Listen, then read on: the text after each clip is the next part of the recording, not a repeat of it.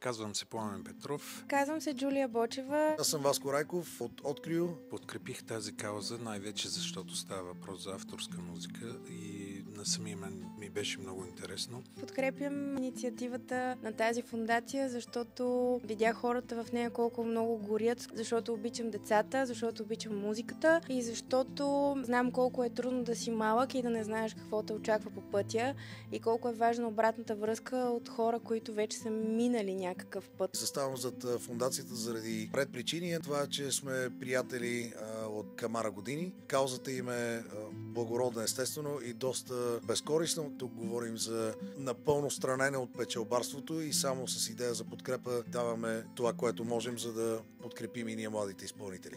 Всичко, което чухме до сега е уникално.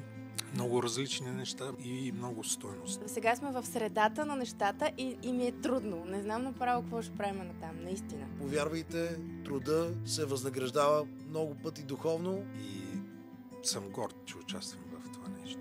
Защото музиката е сърце и душа. Това търся. Ако това ви удовлетворява, правете това, което обичате.